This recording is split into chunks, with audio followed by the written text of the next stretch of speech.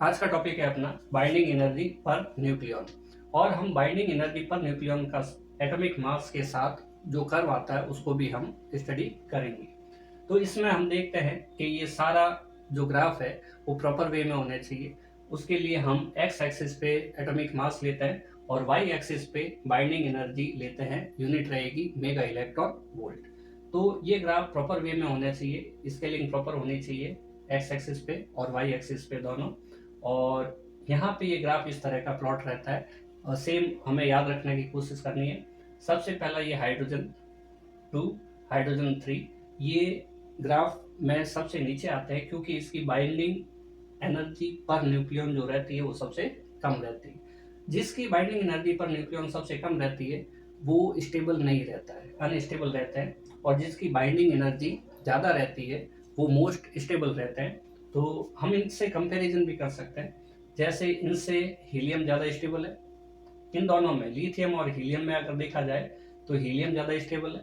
और कार्बन और नाइट्रोजन में अगर देखा जाए तो कार्बन ज़्यादा स्टेबल है। और इस तरह से सबसे ज़्यादा बाइंडिंग एनर्जी रहती है आयरन की, जो 56 नंबर है एटॉमिक मास। और उनकी बाइंडिंग एनर्जी है अपने पास 8.75 मेगा इलेक्ट्रॉन वोल्ट। ये इस ग्राफ में सबसे हाईएस्ट पॉइंट है। तो एक यहाँ पे छोटा सवाल भी बनता है कि सबसे ज़्यादा बाइंडिंग एनर्जी वाला या मोस्ट स्टेबल एलिमेंट कौन सा है, एटम कौन सा है, तो हम भी बोलेंगे आयरन है। और इसकी बाइंडिंग एनर्जी कितनी है, 8.75 मेगा इलेक्ट्रॉन वोल्ट। इस आयरन के बाद में हम देखते हैं ग्राफ वापस थोड़ा नीचे की ओर आने लगता है। नीचे की ओर आने का मतलब इनकी जो बाइंडिंग एनर्जी है वो लगातार कम होती रहती है। तो इसके बारे में कुछ पॉइंट स्टडी करने होते हैं। तो सबसे पहले देखते हैं कि न्यूक्लियॉन्स क्या होते हैं। एटम होता है, उसके न्यूक्लियस के अंदर प्रोटॉन और न्यूट्रॉन होते हैं। जैसे हीलियम का अगर हम न्यूक्लियॉन लेते हैं तो उसमें 2 प्रोटॉन होंगे और 2 न्यूट्रॉन होंगे। तो इसका मतलब उसके अंदर 4 न्यूक्लियॉन्स है। बने कैसे, 2 प्रोटॉन प्लस 2 न्यूट्रॉन। प्रोटॉन भी न्यूक्लियॉन है और न्यूट्रॉन भी न्यूक्लियॉन है। इनको सम्मिलित रूप से न्यूक्लियॉन बोलते हैं। तो हीलियम, उसके न्यूक्लियस के अंदर कितने न्यूक्लियॉन है, हमारे पास 4 न्यूक्लियॉन। न्यूक्लियॉन क्या होते हैं, न्यूक्लियस के अंदर number of proton and number of neutron, ठीक है, इनको जोड़ दिया जाता है तो न्यूक्लियॉन्स बनते हैं। तो अब होता क्या है कि जब न्यूक्लियॉन्स अलग अलग रहते हैं और हम इनको जोड़ने की कोशिश करते हैं, इनको पास ला के, ये अभी अलग अलग है और इनको जोड़ने की कोशिश करते हैं और एक थोड़ा बड़ा एटम बनाने की कोशिश करते हैं, बड़ा न्यूक्लियस बनाने की कोशिश करते हैं, तो उसमें क्या होता है, कुछ एनर्जी रिलीज होती है। ये जो एनर्जी है ये बाइंडिंग एनर्जी है। अगर हम इसके अंदर, ये डायग्राम के हिसाब से 4 न्यूक्लियॉन के लिए एनर्जी, बाइंडिंग एनर्जी है।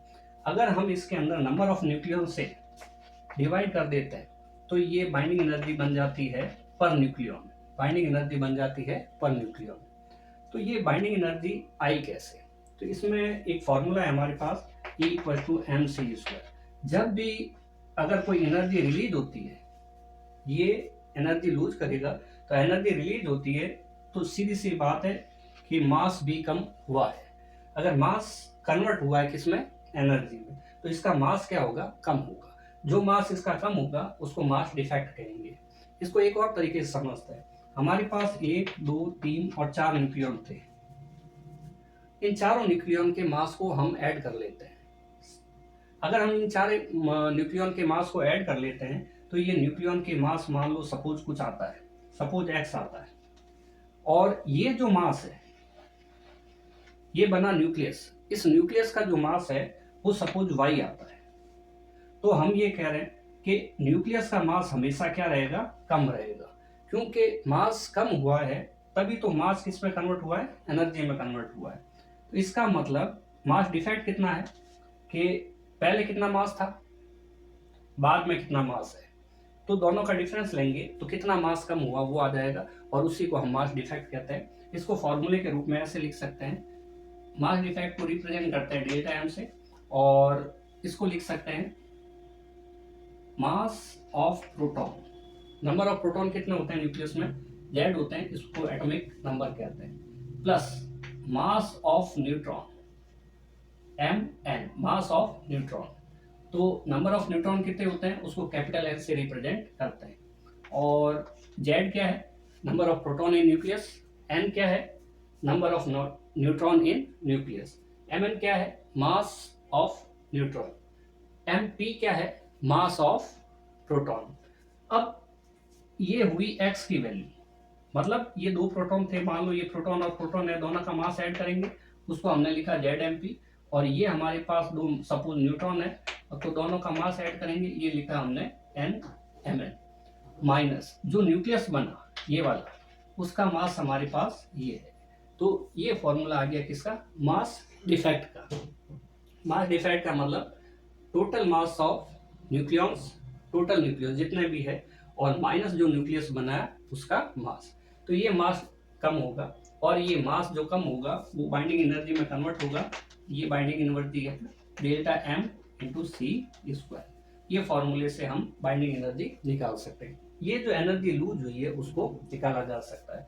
अब जब ये एनर्जी हमारे पास आ जाती है तो बाइंडिंग एनर्जी पर न्यूक्लियन निकालना काफी आसान रह जाता है। ये बाइंडिंग एनर्जी को हम यहाँ रखते हैं, और मास नंबर कितने, जैसे इस डायग्राम के हिसाब से मास नंबर 4 है, 1 2 3 और 4, तो 4 से डिवाइड कर दिया। मास नंबर से जब डिवाइड करते हैं तो बाइंडिंग एनर्जी पर न्यूक्लियन आ जाती है। ये फॉर्मूला बन गया बाइंडिंग एनर्जी पर न्यूक्लियन का। अब ये जो ग्राफ है, स्टडी करते समय अपने को कुछ पॉइंट ध्यान में रखने चाहिए। इस ग्राफ में हम यहाँ देखते हैं कि ये जो हाइड्रोजन है उसका बाइंडिंग एनर्जी पर न्यूक्लियन सबसे कम है, इसका सब उससे ज्यादा है, और इसका उससे ज्यादा है। तो यहाँ हम देख रहे हैं तेजी से बाइंडिंग एनर्जी पर न्यूक्लियन बढ़ रही है, और ये मोस्ट अनस्टेबल एटम है। और सबसे ज्यादा किसकी है, आयरन की। फिर बाद में धीरे धीरे कम होते होते यहाँ तक पहुंच जाता है 7.6 मेगा इलेक्ट्रॉन वोल्ट रहती है यूरेनियम 238 की। 238 जो है यूरेनियम का मास नंबर है, और ये हमारे पास है। तो हम यहाँ देखते हैं कि एटॉमिक मास 30 अप्रोक्स यहाँ तक आएगा। 30 से पहले के जो एटम है मोस्ट अनस्टेबल है, उनकी जो बी बार है, बी बार मतलब बाइंडिंग एनर्जी पर न्यूक्लियन, उनमें तेजी से परिवर्तन होता है, तेजी से कमी या वृद्धि होती है, इंक्रीज या डिक्रीज होता है। उसके बाद यहाँ से यहाँ तक फर्स्ट पॉइंट क्या था हमारे पास, जब ए लेस देन 30 होगा, ए लेस देन जब 30 होगा उस समय क्या होगा कि ये स्टेबल नहीं रहेंगे एटम। और जब स्टेबल नहीं रहेंगे तो स्टेबिलिटी बनाने के लिए क्या करना पड़ेगा, इनका फ्यूजन होगा। फ्यूजन का मतलब ये छोटे छोटे एटम है जो मिलके एक थोड़ा बड़ा एटम बनाएंगे। जो बड़ा एटम होगा वो स्टेबल होगा, और जो बड़ा एटम स्टेबल होगा इट मीन्स सिस्टम वही स्टेबल होता है जो जिसकी एनर्जी मिनिमम रहती है। तो एनर्जी मिनिमम रखने के लिए इनकी ये अपनी एनर्जी को एमिट करेगा, और एमिट करेगा तो इसकी बाइंडिंग एनर्जी पर न्यूक्लियन ये बढ़ जाएगी। तो उसके बाद हम इसके बाद के एटम को देखें जिसमें हम मोस्टली लेते हैं ए लेस देन 10 से कम। ए जब 10 से कम होगा, 10 लगभग यहाँ पे आ जाएगा, इससे भी और पीछे। तो जब 10 से कम लेते हैं तो ये मोस्ट अनस्टेबल एलिमेंट है पूरी पीरियडिक टेबल के अंदर, और ये इतने ज़्यादा अनस्टेबल है कि ये तुरंत ही क्या करते हैं, फ्यूजन कर लेते हैं छोटे छोटे। जैसे सपोज हाइड्रोजन है, हाइड्रोजन के 4 एटम मिलके हीलियम एक एटम बना लेते हैं। हाइड्रोजन के 4 एटम मिलके एक हीलियम का एटम। सूरज के अंदर, सन के अंदर भी यही रिएक्शन होती है। ये हमारे पास है फ्यूजन। 30 से ज्यादा वाले और 170, 30 लगभग यहाँ है और 170 यहाँ तक आ जाएगा। यहाँ से यहाँ तक एटम को अगर देखा जाए तो इनकी बाइंडिंग एनर्जी अप्रोक्स कांस्टेंट है, इनमें ज़्यादा डिफरेंस नहीं आया है। ये अप्रोक्स देखें तो 7 पॉइंट समथिंग होगी, और ये है 8.75। तो इनमें कोई ज़्यादा डिफरेंस नहीं है। तो इनमें जो परिवर्तन होता है, चेंजेज होता है, वो काफ़ी कम होता है।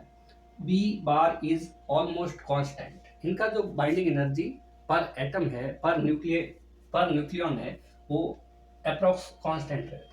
उसके बाद थोड़ा और नीचे कमी आती है, लेकिन ये कमी डिक्रीजिंग जो रहती है एनर्जी की वो काफ़ी कम रहती है। For atomic mass A greater than 200। ये जो काफ़ी बड़े एटम हो जाते हैं, यूरेनियम इसका एक एग्जाम्पल है बढ़िया सा, और इसकी बाइंडिंग एनर्जी भी कम रहती है और ये अनस्टेबल है। स्टेबिलिटी बनाने के लिए क्या करता है, ये भी इनमें फिशन की अभिक्रिया पाई जाती है। रिएक्शन कौन सी रहेगी, फिशन की रिएक्शन रहेगी, टूटेगा और छोटे एलिमेंट में कन्वर्ट होगा। एक यूरेनियम का टुकड़ा है, वो टूट के बेरियम क्रिप्टॉन बनाता है और ये छोटे सब्सटेंस बनेंगे और जिससे इसमें भी एनर्जी रिलीज होगी, और एनर्जी रिलीज होगी तो इसकी स्टेबिलिटी बढ़ेगी। तो ए ग्रेटर देन 200 अगर होता है कि इसके बाद वाले जो एटम रहेंगे वो भारी रहेंगे, हैवी रहेंगे, और हैवी रहेंगे तो उनमें फिशन की रिएक्शन होगी। हम यहाँ देखते हैं कि फ्यूजन के अंदर जो एनर्जी होती है वो काफ़ी ज़्यादा रिलीज होती है और फिशन के अंदर जो एनर्जी होती है वो काफ़ी कम रिलीज होती है। उसका रीजन है कि हाइड्रोजन जो आता है वो इस जगह आता है और इससे बनेगा क्या, हीलियम। अगर हम इतना एनर्जी डिफरेंस देखें तो ये बहुत ही ज़्यादा है। यहाँ अप्रॉक्स 1 के आसपास है और यहाँ पे जो है अप्रॉक्स 6.2 या 3 इस टाइप का कुछ है। तो ये एनर्जी का जो गैप है वो काफ़ी ज़्यादा है। लेकिन अगर मान लो यूरेनियम में फिशन की रिएक्शन से ये स्टेबिलिटी आती है तो थोड़ी सी एनर्जी बढ़ेगी, लेकिन 8.75 से ऊपर पॉसिबल नहीं है। तो इसलिए हम क्या कह सकते हैं कि फिशन के अंदर जो एनर्जी रिलीज होती है वो बहुत ही ज़्यादा होती है, और फिशन के अंदर जो एनर्जी रिलीज होती है वो काफ़ी कम होती है, और फ्यूजन के अंदर जो एनर्जी रिलीज होती है वो काफ़ी ज़्यादा होती है। फ्यूजन के एग्जाम्पल एक तो सन है और एक हाइड्रोजन बॉम्ब है, और फिशन के एग्जाम्पल हमारे पास है एटम बम है और न्यूक्लियर रिएक्टर है। ये था all about binding energy per nucleon, और हमने ग्राफ भी स्टडी किया है एटॉमिक मास और binding energy per nucleon. Graph में ध्यान रखना है कि अप्रॉक्स इसी तरह का ग्राफ बनाने की कोशिश करनी है, स्केलिंग प्रॉपर होनी चाहिए। इसमें ये 4 पॉइंट है, हमें 4 पॉइंट बराबर ध्यान रखने चाहिए और उसकी डिटेल हमें इसके आंसर में लिखना चाहिए।